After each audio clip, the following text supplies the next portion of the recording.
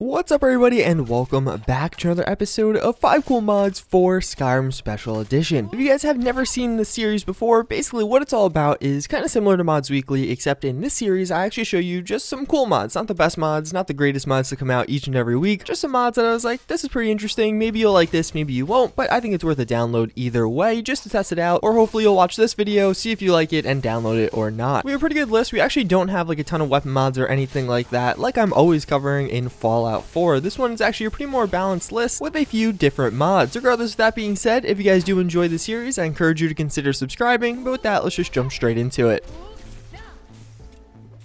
So the first mod I do want to show you is going to be called Jobs of Skyrim. This is a pretty interesting one. It is one that was available for Skyrim and just now is ported over to SSE. What this is going to do is around cities now you'll find a bunch of different NPCs. When you talk to those NPCs, they'll have different assignments or tasks for you to do with a reward at the end. So there's a ton of different jobs here. You have alchemists, you have blacksmiths, you have pelt hunters, so you can kind of go kill an animal, bring their pelt to them, and then they'll pay you for it. A tax collector even, so you could go to different individuals and kind of just do the tax collecting, and then you'll get some money and then give the money and then get paid some money at the end. It really does add just a whole nother level of Skyrim and just something to kind of do maybe if you want a little downtime or you're kind of bored in between quests. The immersive factor on this is immense. You could actually make a living in Skyrim doing something like bartending. Some jobs are more interesting than others, like some of them are a hired thief or a hired assassin. Other one is an archaeologist where you have to go to a ruin and get a rock. Either way, this is definitely a mod that I think adds a lot to the game. It just gives you something to do when you otherwise would have had nothing to do, or you would have just had the option to go do more quests. It also is a decent way to make some money on the side.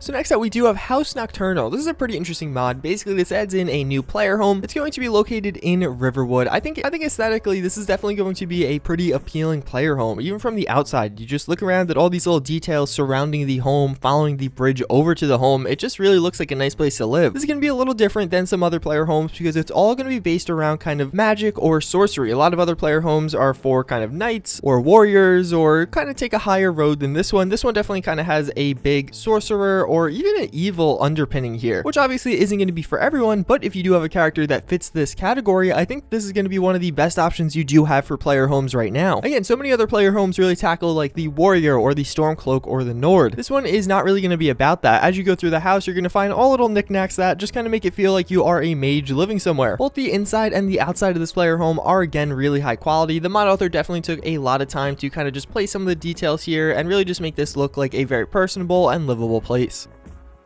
So next up we have Black Tower Isle. This is going to be an interesting mod. Basically, it's kind of its own standalone player home location. You basically get this little castle and surrounding area, but first you have to take down some enemies. So you're going to start the quest by finding a note, fast traveling over there, you'll learn a spell that you can cast, and then it'll send you over to this new location. The location itself does look very good. All those house glitch is actually on my side. I'm not really sure how to fix that just yet. I was having it with a few other buildings, but regardless, just ignore it. The location itself, again, is really nice. Everything is laid out pretty nicely, and it's also kind of a unique location in the sense that we don't often have times where you have a dock and then like a big castle right next to it in Skyrim. Those are normally much more spread out and you have a lot of kind of movement between the two, but this one they're kind of on top of each other and I almost really like the feel of it. This is again just a big player home after you finish the quest. It does have a pretty cool and unique feel to it. There's not many castle player homes out there right now for SSE, but I also can see how this won't be for everyone, as some people like more modest player homes such as House Nocturnal. Regardless, I definitely think it's a pretty cool player home and definitely a unique mod in the sense that it has its own standalone location. So next up we have the Elite Knight Armor and, well, I guess corresponding sword. This is going to be another armor from Dark Souls. I did cover one of these a few days ago. These are actually ported and then reported to SSE, so the original mod author kind of ripped them from Dark Souls, which is totally allowed because they were free and publicly available. But now another mod author actually ported that mod from Skyrim to Skyrim Special Edition. So thus we do have the Elite Knight Armor. Again, it is a pretty good looking armor. It has kind of that typical kind of plate armor style. You definitely look like a knight when wearing this armor, which I definitely really like. Almost has a gladiator feel to it as well, which is interesting. It also does come with that shield and sword, which I definitely think are nice touches, especially with different armor mods like this. It really just completes the armor set as a whole, and not having to kind of substitute your own sword in is always nice, but having the option to, again, is pretty nice in its own right. This is definitely going to be one of those mods that if you like the look of it, you'll like it. If you don't, you don't. It's not going to be integrated into the level list or anything like that, but rather just be meant for your personal character or any companions you may have.